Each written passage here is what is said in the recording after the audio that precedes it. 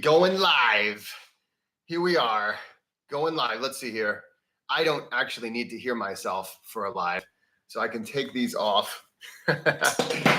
Oh, man. Okay, so a lot of things going on. Welcome to the monthly Breath Club live. So in this next few minutes, I'm going to be answering some amazing questions from some of our members in the Breath Club. My name is Jesse Coomer, and I am the author of, let's see, many fine books. There's one right there. A Practical Guide to Breathwork and The Language of Breath, two of the finest books, if you will. Maybe, I don't know. Yeah, let's just go ahead and say that. So today I'm going to be answering some questions. If you're not a part of the Breath Club is it's a Patreon club that has access to my entire catalog of guided breathwork sessions. So the way I do breathwork sessions is a little bit different from the vast majority of breathwork sessions you're going to find on YouTube, on Patreon, and etc. So instead of just a lot of huff and puff, we do our share of blissful stuff. But what I do, and actually this leads to our very first question, when I create a breathwork session, I am using the science that we understand when it comes to rate of breath, when it comes to depth of breath, when it comes to all of the science, the cool sciencey stuff that we understand about breathwork because of all the research that's been done. But I'm also, let's see here. But what I'm also doing is I'm adding in the art. So there's both the science and the art of breathwork that I'm using. So actually, this is one of our first questions from Grant. So thank you so much for this question. Grant, he wrote a question for me. And he says, hey, listen, Jesse, your stuff is always so well produced. It always, it seems to hit just right every time. How do you go about the process? What is your process in writing a breathwork session? And so I appreciate that question, Grant. And if you're here today, feel free to ask follow-up questions. So when it comes to writing a breathwork session, so today, if you're in the Breath Club, we're going to be doing a session right after this. So if you haven't joined the Breath Club, you can take a look at the box below. There is a link. It's on Patreon. It's called Midwestern Method. It's on Patreon. Basically, what I do is I start. It's so funny, Grant. I appreciate this question because this past month I was going to write. There were two sessions that I had in my head that I'm like, okay, I'm going to write these sessions. I had specific music picked out. I already had the sequences picked out. And the way I use the sequences, this is when it comes to how to put together breathing techniques to create a perfect experience. This is actually one of the things that I teach in the Language of Breath, Breathworker School. So how to put these sessions together using breathwork notation. How can you actually even write out a session? One of the things that I firmly believe is metered breath. So when I'm in the early days, whenever I first started breathwork, actually much of my early career with like Wim Hof and with Vivation was unmetered breath. And, it was just basically breathe however you feel, right? And then later on with Vivation, there were different, what they called the different quadrants of breath, and that was kind of cool. But a lot of the breath work that you hear out of there is just basically breathe, breathe, breathe, breathe, breathe. Yes, what happens whenever you do that, you do have what's called hypoxia-induced transient hyperfrontality. It's a long word, or it's multiple words, I guess. But what happens in the brain is like, okay, yes, there is a change in how the brain is working. And then it depends on how you're doing your breath as far as where you are in the sympathetic or parasympathetic nervous system. And so my goal is to put a person into transient hypofrontality, this altered state of consciousness, in a state where I understand where you are as far as, are you stressed? Are you relaxed? Where are you in that spectrum?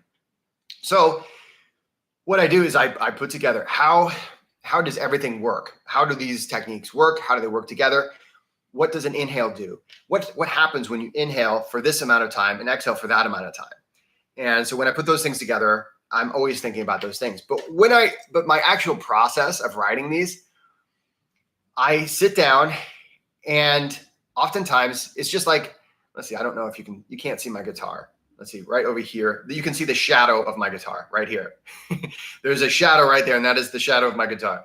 So I'm a musician, and I've been a musician for most of my life. And the way I write a song is I kind of just sit down and see what comes out.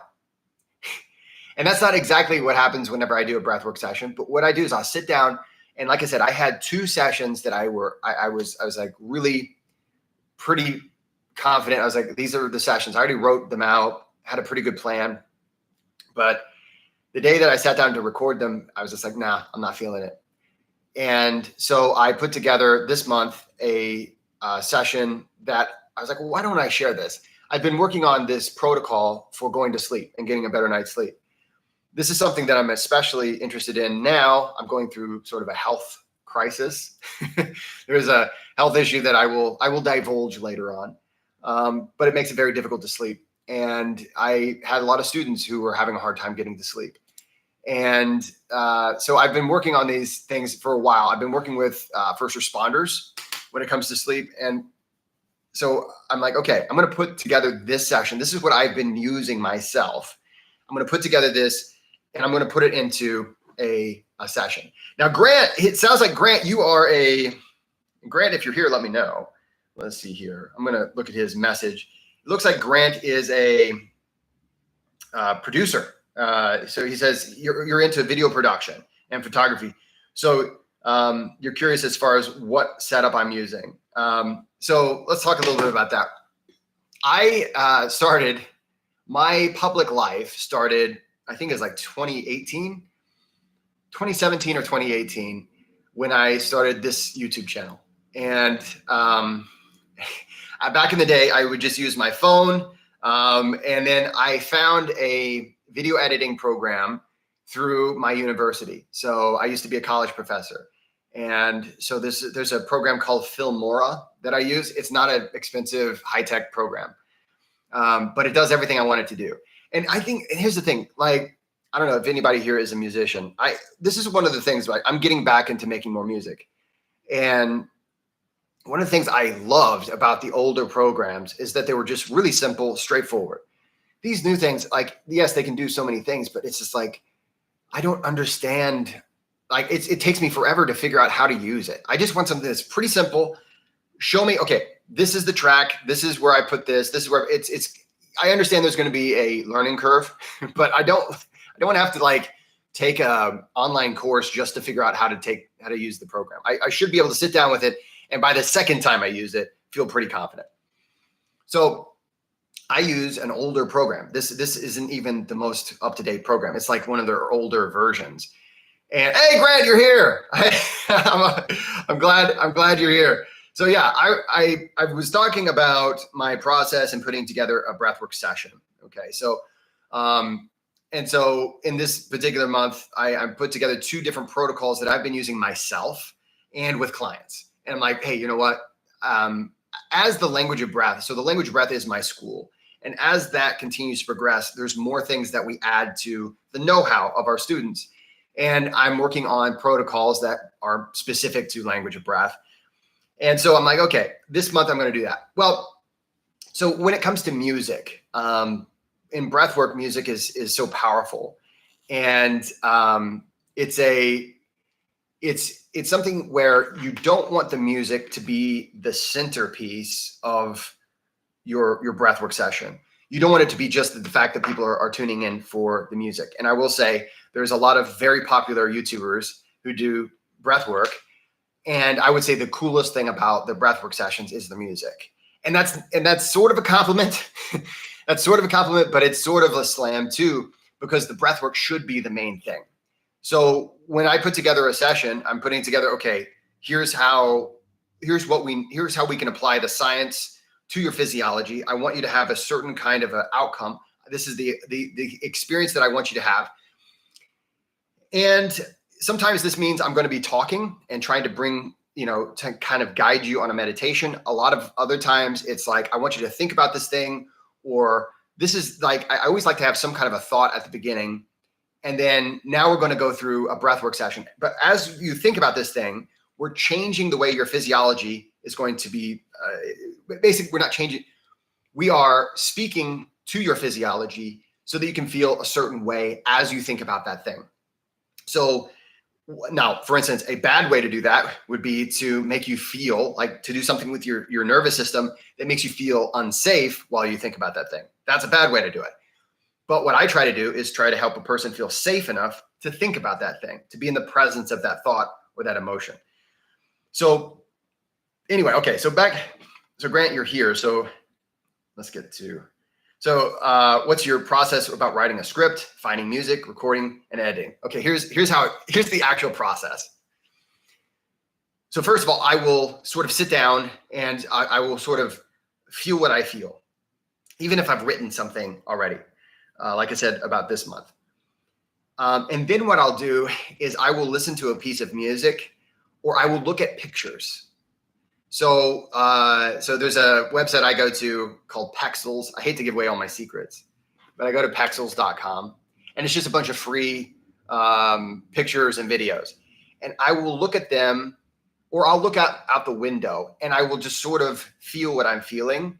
And that is usually where it comes from. Now, you'll notice one thing that I do with all my breathwork sessions, I give them a name. There's a title to it. There's a purpose to it. It's not just like if you go on the web, how many times have you seen DMT, like alkaline breathing and all this stuff where it's just like, they're tag words. They do get people's attention. People are searching for those things. I'm not as interested in that. Plus, not to mention, I'm very doubtful that you're actually producing DMT in some of these things. There's a lot of certainty that shouldn't be certain out there. That's another talk. But what I do is I'm looking at this. This is a piece of art. This is something I'm putting this together. This is an experience, just like a painting, just like a song, just like a movie or theater. This is something I'm putting together. I'm crafting this piece of art that you can experience in multiple ways. And I think it's one of the coolest ways to be an artist because you're not only doing something with the music, maybe you have visuals. Sometimes I'll have visuals, but most of the time I expect the person has their eyes closed.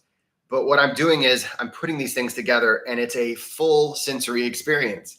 It's like, what are those bands, man?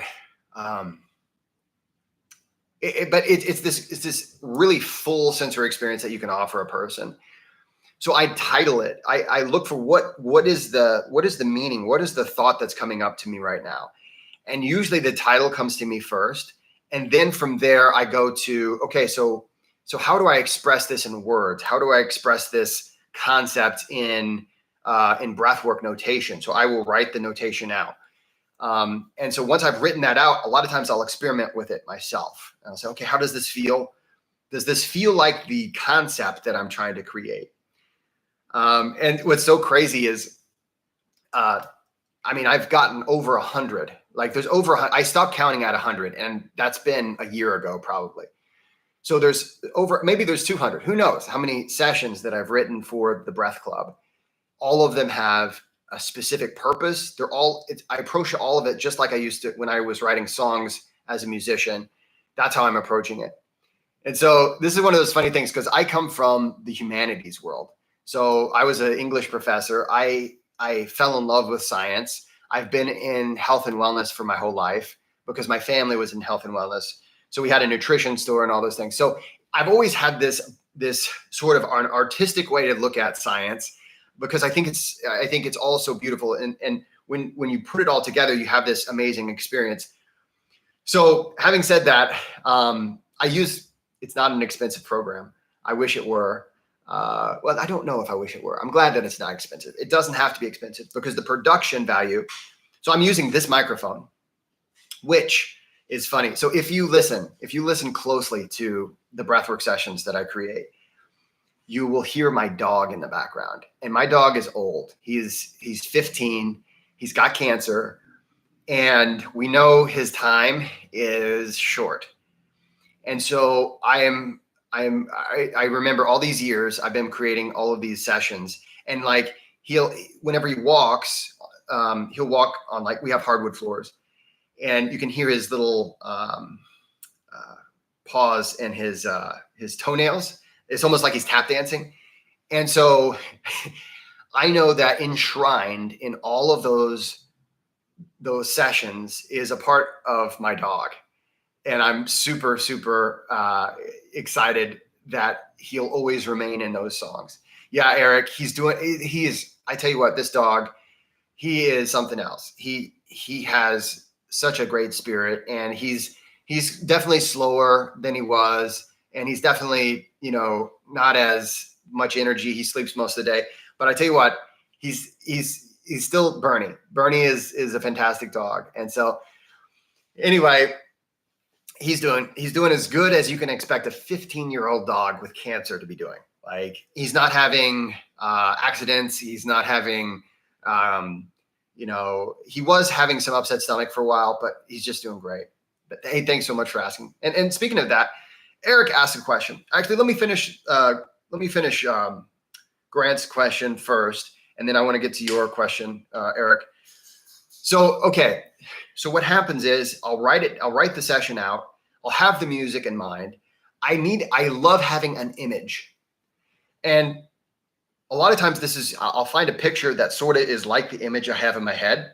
But what I love so much is going out in nature and doing breath work. Just going out, especially on like a really cool morning. Sometimes there's fog, or I don't know. Everywhere I go, I love to just say, I'm going to sit here and do a breathwork session.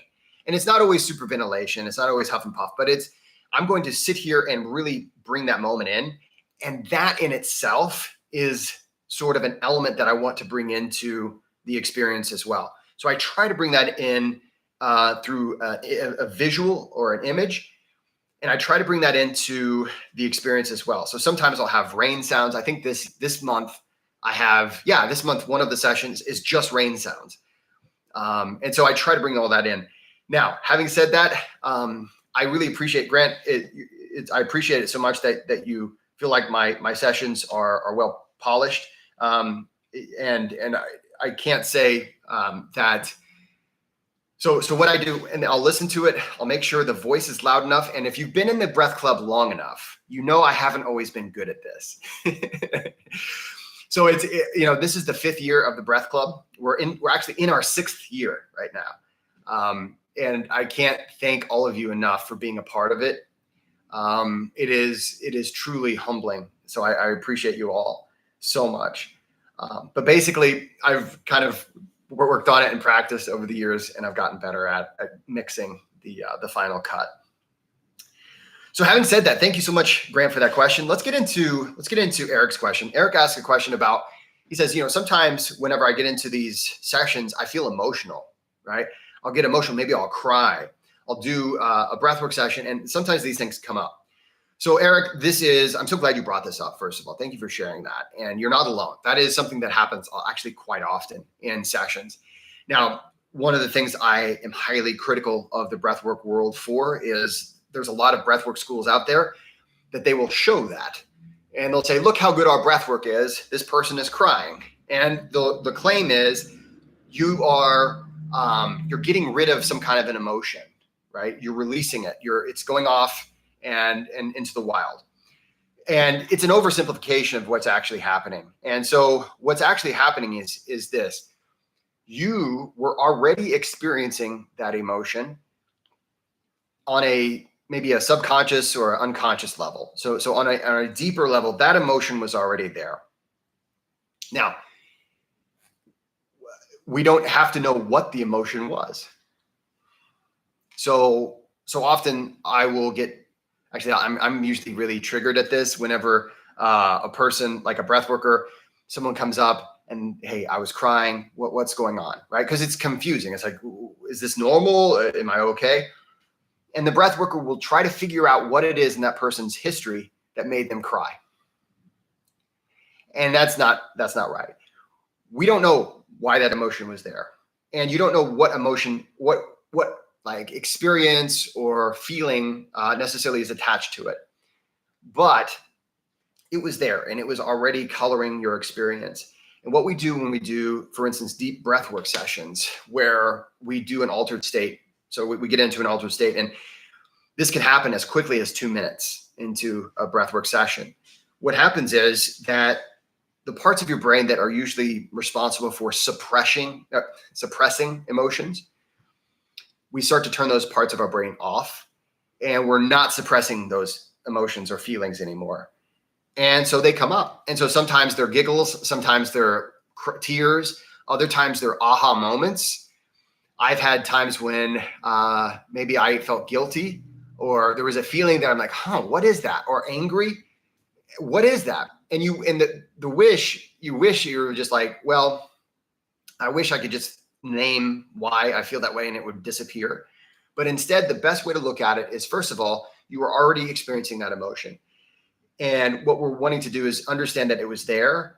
And the beauty is we can start to process those emotions. Now, there's a difference between saying I'm releasing it versus I'm processing it.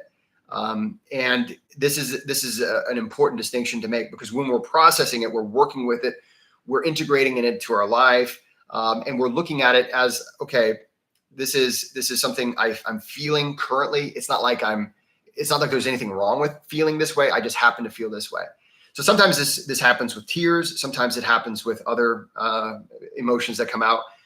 But it's totally natural and it's totally normal when you do breath work to have an emotional release like that. And I say those words, emotional release, because they're so common. But I really should be saying just something that will come up emotionally, right? An emotional experience, I should say. Because what happens is, again, you were already experiencing, you're just now becoming more aware of it. So once we become aware of it, like I always say, awareness is the foundation of all positive change. Once we become aware of something, we can start to work with it. And we get what we sometimes call conscious reappraisal, where we can see things in a new light. So thank you so much for that question. Last question. Then I'm going to take a quick break. And then at the next hour, so 11 o'clock Central, that's noon Eastern time, we're going to get together for the Breath Club Breath Party. So that's coming up. So the last question comes from Ryan. And hey, Ryan, just so you know, the Language of Breath Breathworker School, we're opening up we're thinking about opening up a earlier class this year. So our in-person training would be in April, which is right around the corner. Strangely enough, it's already August. So this question is talking about heart rate variability. And so, hey, Ryan, he's there. Awesome. So yeah, reach out. We'll talk about it more coming up soon. And September is whenever we're thinking about releasing that information. You got a little insider info. But let's talk a little bit about heart rate variability and your breathing. So first of all, I'm actually preparing a lecture on this right now. So you got me at the right time, Ryan. What I'd like you to do is see if you can find your pulse and observe, okay? Once you find your pulse, take a nice long inhale, right? And then take a long exhale and just repeat that. So inhale, observing your pulse, nice slow inhale, exhale, observing your pulse. What you are experiencing there is heart rate variability. You're experiencing, and you can stop now. I mean, you can keep going as long as you want. But what you're experiencing is the effect of breathing on your heart rate, okay? So your heart rate sometimes, for instance, when we talk about heart rate variability, sometimes we think that our heart rate is just like a machine. Of course, if you know anything about my whole philosophy of breath work, it's against this thought of believing that we are like machines. It's a rage against the machine, all right? So excellent band of the 90s. I was a huge fan. So we are seeing ourselves, rather than as a machine, we're looking at ourselves as a relationship. And so what happens is when you breathe, you are sending messages to your heart. You're sending messages to all your organs. But whenever it comes to heart rate variability, you're making your heart rate vary based off of your breathing. And so what we find is if you can do balanced breathing, first of all, balanced breathing in itself improves your heart rate variability. But specifically, if we can balance our breathing so that we're breathing about somewhere between 5 and 6 breaths per minute, what we do is we maximize our heart rate variability through breathing. And what that does is a few things. One is it stimulates the baroreflex. So the baroreflex, you have these barosensors in your arteries that are there to determine how much pressure and we should have in that organ or in that artery or that blood vessel. So it will expand or contract and that affects your blood pressure. So what we're doing is we're stimulating the baroreflex. We are retraining our autonomic nervous system to learn how to relax. So if we do this, and so in the Breath Club, you can find what I've done is I've created a few heart rate variability or heart resonance frequency sessions. What we're doing is we are training that nervous system to be able to calm down and relax. It is a good thing for us to become sympathetic dominant when it's time to be sympathetic dominant. Okay, so when we talk about being sympathetic dominant, sometimes people say sympathetic nervous system, that equals fight or flight, which is not true. Okay, I mean, it is true in some occasions. Okay, so fight or flight is something you experience in sympathetic dominance. You also experience sympathetic dominance when you're in love. You experience sympathetic dominance when you're playing basketball with your friends. I'm experiencing sympathetic dominance because I'm having fun talking to you. So what we're trying to do is we're saying, okay, we want to be able to become sympathetic very quickly, and we want to be able to relax very quickly, right? So hitting it hard, and then we want to be able to come right back down. Heart rate variability is one of the greatest determinants of longevity and overall health. And the main reason why we train it in the language of breath is because it helps to restore that positive balance between conscious and unconscious. At least that's my interpretation of it. It helps us to have a more flexible nervous system so we're more adaptable. So I train athletes this way. I train CEOs this way. I train police officers this way. It's so important. It's the most boring stuff you're going to get into. But sadly, I won't even say sadly. I'll say in reality, the most boring things are usually the things that move the needle the most. Right? So it's getting up every day at the same time.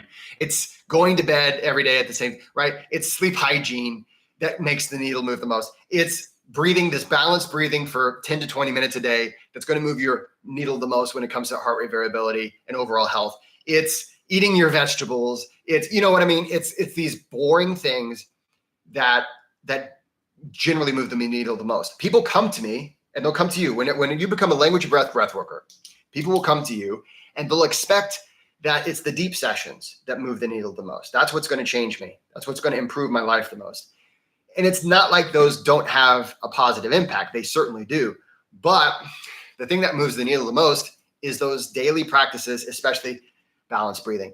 So we call it heart resonance frequency breathing. There are variations in the world of how this works. Sometimes people call it coherence breathing. Other times people call it heart resonance frequency breathing. Generally, what we're doing is we're maximizing heart rate variability using the baroreflexors and ultimately bringing flexibility into your autonomic nervous system, making you more adaptable and more resilient to stress. So it's the best. It's the best. I do it every single day. I do 2 sessions daily of balanced breathing, 5-5. I do 6-6 because I'm a little taller, and there's a whole story there. So if you're tall, Ryan, you're tall. So 6-6 would be probably best for you. It's not always that way. 5-5 is pretty much that's the standard. But usually if you're taller, you have longer lungs, and there's a whole story there. But it really ultimately, if you're doing 5-5, you're doing yourself an amazing thing. Do 5-5 daily, and go into our breathwork sessions. You can find, I think there's 2. And with language of breath, we don't just sit there and do 5-5 breathing. We're actually working with our interoception as well. John, Jesse, do you consider HRV training to be one of the more important techniques you teach? Well, okay, I guess I already answered that one. So yeah, it is. Ryan says, I discovered my HRV has been low over the last month or so. I will try that more. Okay, so there's a lot of things that come into HRV, and our HRV is something that is different from person to person. So your maximum HRV will be different than mine, will be different than John's, will be different than Ryan's or Eric's or whomever, right? Everyone has a little bit different maximum HRV. What we want to try to do is get our HRV as high as possible. Here are some things that are going to affect your HRV in a negative way, right? Getting a bad night's sleep, drinking alcohol, having a lot of stress, being sick, all those things, they'll have a negative effect on your HRV. Here are things that will have a positive effect on your HRV. getting a good night's sleep, right? Not drinking alcohol, having a good vacation where you don't have a lot of stress. And of course, you can't always control all these things, but the one thing you can do is add HRV training into your routine, heart resonance frequency breathing. So I'm glad you found that. Okay, cool. You said, I discovered why my HRV has been low. Oh, that it has been low. Yeah, go to the library and find the HRV sessions and just toss it on, twice a day for like 10 minutes and just see what happens over time. Now, that is not to say that one thing is going to do everything for your HRV, but it's one thing you control. It's one thing that you can consciously do each day. And then the other things, of course, try to get a good night's sleep, try to eat right, try not to drink too much, those things. Eric, yours is crazy low because of sleep and stress. Yeah. I got to say, when you're going through a health issue, when you're going through a stressful time, when you're going through, so here in Chicago area, we had a really bad storm come through on Saturday, and the lights went off in my house, and it's hot outside, and I had a terrible night's sleep, and I know that affected my HRV the next day, right? You can literally feel it in how resilient or how not resilient you are to stress. Like, that's one way to say, oh, my HRV. But remember, HRV is a number. It's not the end of, it's not like the only thing to think about, but it is a great objective thing to shoot for and say, I want this number to be as high as possible. If I can check my HRV, I want my HRV to be as high as possible. But if you are I will say this, if you're eating right, if you're going to sleep and you're getting a good night's sleep each night, if you're not drinking, and hey, I love a good beer. All right. So I'm not like doing this to anybody. And I moved to a place where there's like all these amazing microbreweries and all this stuff. So believe me, I'm not shaking my finger at anybody, but if you're eating right, if you're getting a good night's sleep, if you're doing HRV training with your breath, you can be pretty confident that your HRV is as high as it can be, or at least it's in the higher areas as far as your personal top. HRV is something that typically declines as we age. It's also something that typically declines if you get other health conditions. So, it's something to strive for. It's not something to get depressed about if it's low. So keep working on it, Eric. You've got access to those sessions. I know they're not as fun. I try to make it more fun in the sessions. That's another thing, Grant. Sometimes whenever I'm creating something that it's like the vegetables, right? It's like I need to put as much cheese on it as possible, right? So I try to have the nice music. I try to have all those things that make it a little bit better. There's a good friend of mine who also does, he made a bunch of music tracks. His name is Tom Granger. He's a fan of the show. And so you might check out Aria Breath. It's an app that he has that's just HRV training. All right, my friends, I want to thank you for being here. I want to invite all of you to our monthly breath party, and that is coming up at the next hour. That is 11 o'clock Central, noon Eastern time. I will be guiding some breath work today, and we're going to have just a beautiful, beautiful session. Thanks so much for tuning in, and I'll look forward to seeing you next month for the Breath Club's live Q&A. All right, I'll see you next time.